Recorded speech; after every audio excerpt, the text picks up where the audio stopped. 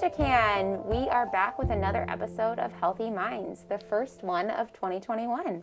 And I am honored to let you introduce yourself. Thank you. Romanda Simpson with the Ketchikan Wellness Coalition. Thanks for having me. Yeah, and I'm Brittany Pope, and I'm a licensed professional counselor. And this is sponsored by the Ketchikan Wellness Coalition. So it's actually really nice to have Romanda on here because I think I've done so many of these episodes.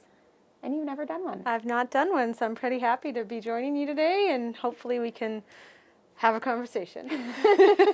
So speaking of having a conversation, we're going to have a conversation today about practical New Year's resolutions. I use practical and New Year's in the same sentence, right?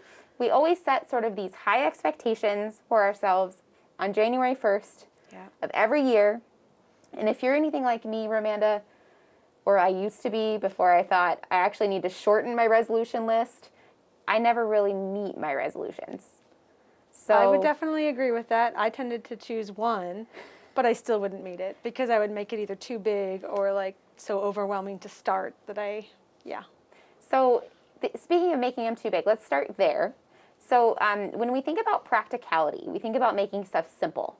And I always say, keep it simple, silly, right? The KISS acronym, or you could say, keep it simple, stupid, whatever you want to say, but keep it simple. And essentially what you're going to do, and this is how I have worked with clients on setting New Year's resolutions, talked with my family, friends, really anybody, but keeping it simple and using one-word resolutions. So when I say using one-word resolutions, what's your thought on that? I really like the idea of a one word. Because rather than the whole concept of like, I'm going to walk every single day for 45 minutes. I mean, I love SMART goals, but sometimes when I'm thinking of a new year, new resolution, that gets a lot of pressure on this. So one word is more like an intention. And I love the idea of an intention because then no matter where you are on it each day, you know, some days you can be like super gung-ho and others that word's still there, but it might not feel so big.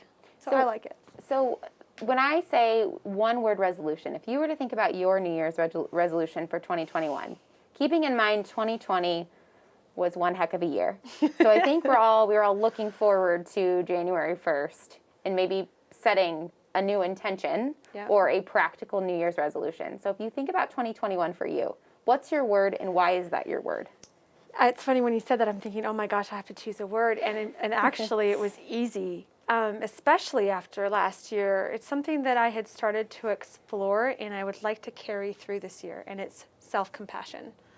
Okay, so self-compassion, can you let our audience know what that means to you? Sure. I typically have expectations of myself that I'm supposed to do this, I should be doing this, I should be achieving this, I should be a perfectionist like I try to be. And I would feel guilty if I didn't do all of that. And then I realized that would I speak to myself, you know, how am I speaking to myself, and would I speak the same way to a friend? And so why am I not treating myself the same way I would treat a friend? So I think back to 2020 and like all of this pressure, like, oh my gosh, we have to still be this person that we were in a pandemic. And the reality is we can't be that person. And I would never say to a friend, hey, you're not doing enough. I would be like, take it easy, you know, it's a hard time right now, and give yourself that grace. So it's about turning that onto yourself and giving yourself the grace and the compassion that you would give to others.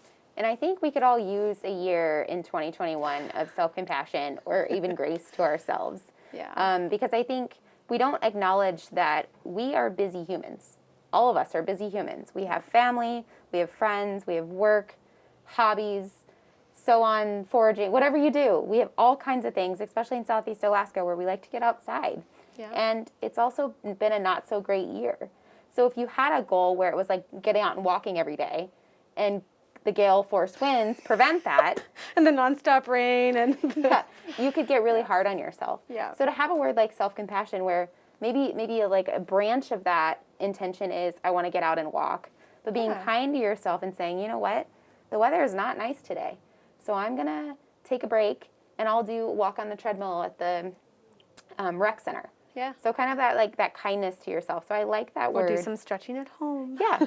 There are other ways that you can, I think, achieve an intention or a single word versus I'm going to lose 10 pounds over the next year. Right. You know, and then being hard on yourself when you don't achieve that SMART goal. Right. Which I don't think we talked about what that was. Would you explain to people? Oh gosh, I'm what gonna a have to SMART goal remember is? it. Yeah. So SMART stands for specific, measurable, attainable, results-oriented, and time-bound. So there's all of these qualifications for a goal, and oftentimes those are really good goals because they make things achievable. They kind of can break them down.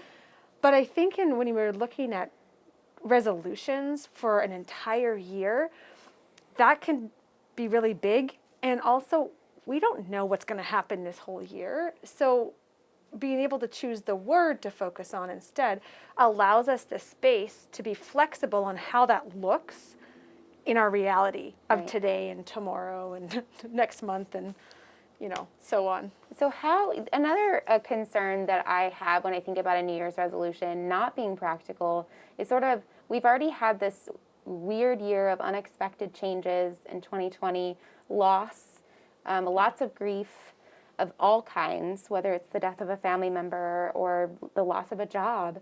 You know, Ketchikan is losing a big chunk of revenue from tourism, just so much shift in Ketchikan.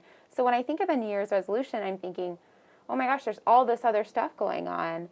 How do I even begin to kind of form 2021 into what I want it to be, right? When 2020 was such a devastating year. So do you think that working on healing is a practical New Year's resolution for 2021 for people?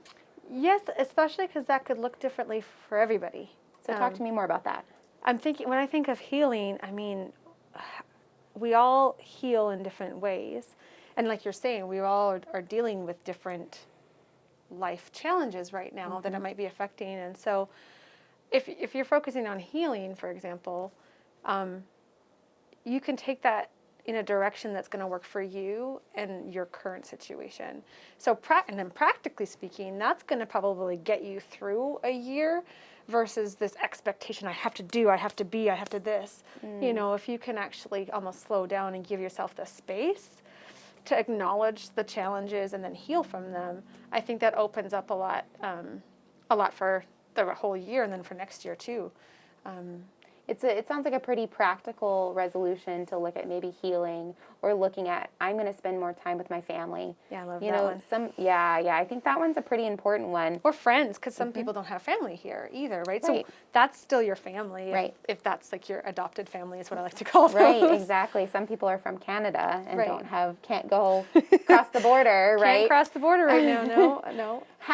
So let's talk about how isolation potentially has impacted maybe some New Year's goals. I mean, because a lot of people have been stuck at home, not able to leave, have suppressed immune systems. What do you think a practical New Year's goal could be for individuals, whether they're elders or whether they're people that are a vulnerable population? What would be a good New Year's resolution for them?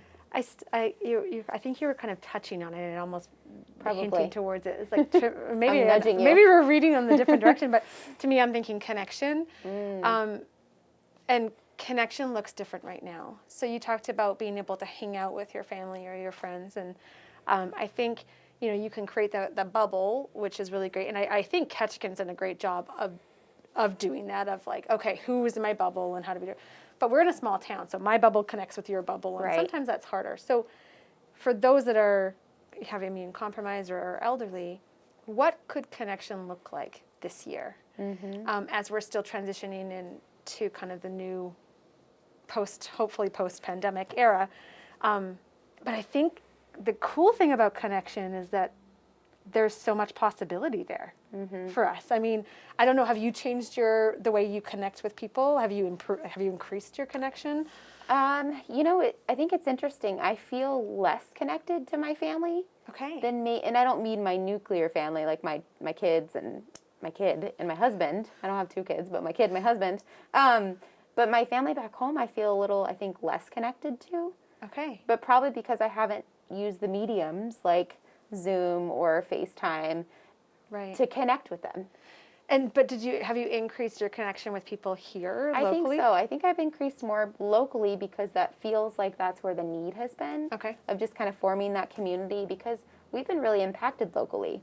So Right. my focus, I feel like, has been more connected locally than it has Externally. and right. and I use Facebook Messenger to send pictures to my family. Like I was already doing those things. I don't Yeah. think I normally necessarily increase those things. Right. But if I was in like the Pioneer Home, where I couldn't have visitors, and I don't know what their visitor policy is now, but I know at a time they couldn't have visitors, No, yeah. even masked visitors. And you see across the nation nursing homes locked down because there's high rates of death and infection. But you also saw people standing at the window with Right. signs and waving and doing dances, and it's not ideal. It's not what our hearts want. Right. But you can still build that connection, even in a case of an elder home where you're limited Yeah. on what that looks like. There was letters. I mean, did you hear about the letters that were all written? Yeah. And so we have our younger generation writing letters to our elder generation. And I mean, how beautiful is that? We would, to me, this is I look at 2021 as an opportunity for us to start to try to almost move away from the negativity. And I'm not trying to do pro-positivity or anything because it's still horribly hard, but acknowledge that some good things are coming and we are learning new ways, or we're doing things like we're connecting in ways that we might not have before. Right. And in my case, I love my family and I want to talk to them all the time, but life gets busy and we didn't actually talk that much. Right. Versus now I text more regularly. I call my mom weekly almost now, and I didn't do that before. So yeah, I think about connection and like looking at the opportunities, and it's going to be different for everybody and in different cases, but. Well, I like your idea of connection for people who potentially are immunocompromised and who are in nursing homes or who are in residential homes that they can't get out and do a lot of stuff. I think there are ways, like there are organizations in town that provided some COVID funding to help get some of the electronics for the elders so that they could connect. So there is some cool things like that going on. So I love sort of the practical New Year's resolution of connection. And I know I'm a letter writer. I'm a snail mail, love writing Where's letters. my letters then? I guess I better do a better job of writing to you guys. But I write to my family anytime I go places, which I haven't really been anywhere. I've sent a postcard. Yep. So that's something I've always valued. Yeah. I don't know if my family values getting that many postcards, but it's a way that I stay connected. Yeah. So I love the idea of sort of not revamping an idea that's already there. I mean, writing a letter is something we've always done. So, and you're kind of bringing it up. I'm thinking about a really good friend of mine, Chelsea, and every month has sent an email that gives me like the rundown of sort of the mundane parts of her life. But I have grown such an appreciation for those mundane things. And then this year at Christmas, I received all of the like Christmas letters and Christmas cards, and I've never been one to like send them. But I think for me this year, one of my resolutions is actually to kind of work on my communication with that, because I valued it so much this past year that it builds that connection like we were talking about, but also it's like comforting to know that my life isn't the only boring life, and it really brings us back to like reality of just like life is just life, and it's not always we have social media that tells us life is huge and look at all of these great photos and things, and in reality, like the parts that I love hearing are the simple parts, that her daughter likes to make a list of the chores that she wants to do. I mean, how adorable. She sounds amazing. I want her. I want one of those. So yeah. I think about letter writing in particular and communication, and it kind of goes into connection. And yeah, I think that's so we've talked about self-compassion, we've talked about connection. Let's talk about relational. A lot of people had to spend a lot of time with their significant others during quarantine. And that can pose a really beautiful experience, or that can pose a learning experience, or that can pose a really hard experience for people. So what about couples going into 2021? What do you think would be a good, not connection or self-compassion, something else that would be a good goal for maybe them to focus on in 2021? I feel like I should almost bounce that one back to you as a counselor because, I'm a lucky one that my husband is amazing and I adore him. And we went through a pretty horrible 2019. So we'd already processed and learned how to communicate through really crappy times. Totally. So for us, I mean, I'm trying to think about what I learned from in that and what I could offer to people, but I feel like you probably have some good ideas. Something that I really think that just in general, from maybe a client perspective, and then my perspective would be value. So there's sort of like learning the value in the relationship. And so just that value, I think, is something I'm focusing on for 2021, and I think a lot of us could really focus on. Yes, we were stuck with our significant other for 8 weeks, 6 months, whatever it was, and I don't know if we necessarily saw the value of that time. And so for me, the practical resolution would be value, whether it be value of time, value of connection, or just the word value. And value what they bring, because we sometimes forget that when we get so overwhelmed with all of the big stuff, trying to survive. So bringing like the value of, what are we each bringing to the table? Yep. Yeah. And I think the other piece too is like contribution.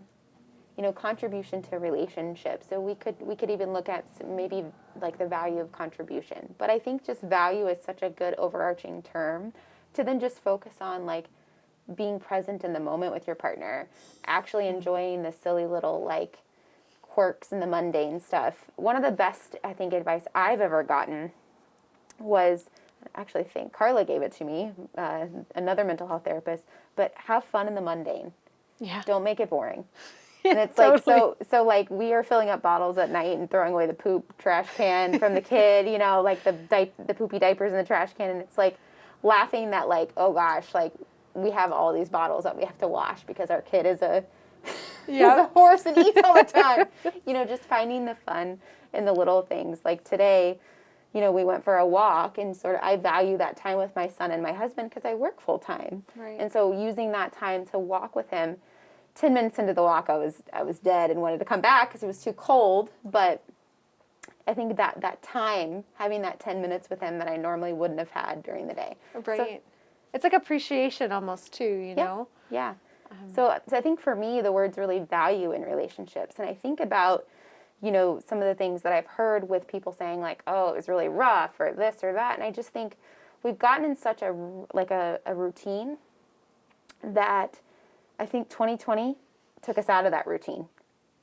And 2021 is hopefully going to bring a brand new routine in the sense of looking at what worked in 2020 and what didn't work in 2020. And you're going to see more loss this year. You're going to see more higher pregnancy rates this year. So you're going to see loss. You're going to see higher pregnancy rates. You're going to see higher job loss. You're going to see transition in cultures and environments because of 2020 and the shock I think that it brought to us all and the reorganization of our priorities. And I think you're seeing new boundaries being set too. And so that's something I'm really going to focus on in 2021 is value. Yeah, and you're kind of also bringing up, like when you said boundaries at the end there, but I'm thinking, we're still in this year.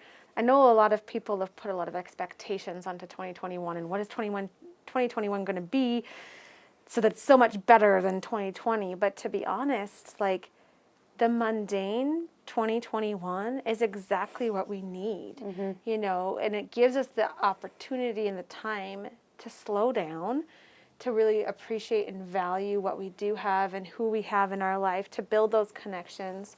And I don't think that's a bad thing. It doesn't have to be a big hurrah 2021, like kick out, right? 2020. And I really like the idea of boundaries too. That could be a practical New Year's That resolution. is a very practical, because a lot of people struggle with boundaries, and that's, the way that we are raised is to not necessarily set good boundaries or set them, but then break them because we want to be good people. And, you're a good person if you think about others. Right. That's sort of the concept that I think generationally we've been taught. And I know the phrase that comes to mind when I think of boundaries and like life and decisions, My mom used to tell me, you'll sleep when you're dead. That's not a good New Year's resolution. Great. But to me, that meant, oh my gosh, like I need to do all these things then. Right. Like I need to do all these things for everybody. Right. And I'm not necessarily good at the boundary setting. And we could do a whole episode on boundaries. Maybe we do a whole episode on boundaries. That's a good idea. Just that word within itself. It's really hard. It's easy to to set the boundary or like think that you've set a boundary, and it's hard to hold the boundary. Oh, totally. And in Because part people because we push tend it. to, and we don't value ourselves and our time and ourselves because we're thinking everybody else is more important. Yep. And you have those people that aren't used to the boundaries that you're setting, whether it's, a friend, whether it's a coworker, whoever it is in your life, and they're going to push that boundary. And the people I respect the most are the ones that tell me no. And I try to really keep that in mind when people tell me no. It's like, okay, they're not on the same train. They're not even on the same station, and that's okay. Yeah. We'll get there eventually. because then you also know that they will say yes when they can, and you can count on them at that point because they're actually committed to that. Right. So, so I like boundaries as well. Boundaries is, I think, a great practical New Year's resolution, but I think we should also be really cognizant, too, that that's a big undertaking. Oh, yes. So being kind to ourselves, to be practical and understanding of if I forget to set a boundary in that area.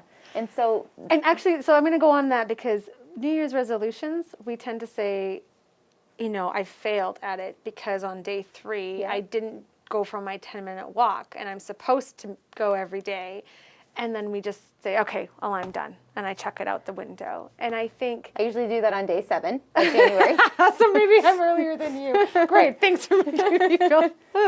No, but I think that's just a natural belief that we are led to believe is, it's got to be all or nothing. And it doesn't have to be all or nothing. I think that's why I like going back to the words. Yep. It's an intention. It's a word that guides us rather than, structures our entire every single day. And it's something that we're working towards. And I like that approach more than like I have to. Right. That this is something I'm working towards. And that gives you the space then to not have a good day and be like, what, today I just don't want to do it. Yep. Or to say, I tried to set a boundary, but that was really hard. Yep. Or to be like, oh, I meant to call and here I am forgetting calling again and I really want to get better. And you'll learn how to manage those things if your intent is still that word throughout the year. Right. Well, and you bring up a really good thing to kind of wrap us up is going easy on yourself. And so I always like to make a practical New Year's resolution with someone else. And that way, and it can be your partner, it can be a friend. And if you guys are dedicated in that sense, then you can have an accountability partner who you can go to and be like, I didn't do this today. And they can be like, okay, there's always tomorrow. It's sort of like that cheerleader. Yeah. And naturally, I think for people in relationships, that's your partner. Or for people in close friendships, that might be a friend. Or it could be a family member. Yeah. So I think it's really important to have that support system. We've done a really good job, I think, in 2020 of forming a support bubble of people who hopefully don't have COVID, or if they have COVID, we know who they've been around and contacted, but that doesn't matter. I'm getting off on a tangent on COVID, but we have this bubble of people in our lives that hopefully we could pull on to potentially help us with that practical New Year's resolution. So not being hard on yourself is good. If you don't have a bubble that you feel comfortable sharing your word with or your intention with, there are online groups now, and especially because of COVID, there's this whole plethora of people chatting and connecting online, and so there's always that too. And I mean, if that's what works for you, because sometimes that is what works for people, is having that anonymity. Try that out as well. Yeah. Well, and so just a final, I think, advice for practical New Year's resolutions. We've given you lots of options to kind of mull over and think about, but don't stress. If it takes you till the end of next year to make a New Year's resolution, that's fine. There's no rules on resolutions and expectations. You are the driver of your own destiny, right? So you're going to hop on, you're going to be motivated by something, and that's really up to you. So do you have any advice for people in setting a practical New Year's resolution? Yeah, for practical New Year's resolutions, give yourself the grace that it's not going to be every single day, and just know you don't have to feel guilty, you don't have to feel bad, that you're doing this for yourself, and it's just moving forward one step at a time. I like that. So my advice, something I do with my clients, and just in general reflection is I'll draw a big staircase on my whiteboard. I have this big whiteboard in my office. And I'll draw a staircase. It's a big, long staircase. And I'll do an X about halfway up. And I'll say, reflect on where you're going, right, up the staircase. But also look back and reflect on where you came from. And I think it's really important to do that because we forget to celebrate the small victories. Like if your word is self-compassion, you know what? I chose to go for a walk today, and I didn't really want to. And then afterwards, I felt really great about myself. So really being that cheerleader for yourself, right? So reflecting on all the steps that you take to get to where you are for that practical New Year's resolution is really important. Right. So a lot of times we forget to look back. And we always look ahead. We're heading towards that destination, and we forget to reflect. We also forget to, like, the stair we're on, celebrating that. Right. So I think that's something really important is celebrate where you are, celebrate where you're from, and celebrate where you're going. For me, I have to make that on the first of every month. There you go. Because otherwise I forget that I'm supposed to do Yeah. that. And I'll be like, okay, wait, on the first of every month, I'll reflect on what happened the last the month. last 30 days. And an intention setting forward. Yeah. So you've got 12 practical New Year's resolutions. Anyways, that's a little bit about a practical New Year's resolution goal setting. Thank you, Romanda, for all the awesome advice, support. I just want to do a little plug for the Ketchikan Wellness Coalition. They're doing very big things in the community. Thank you. All kinds of things from community gardens to the new Imagination Library coming to Ketchikan. So check them out at ktnkwc.org. Or give Romanda a call at, what's your number? 907-225-9355. So thank you, and stay well, be well, Ketchikan.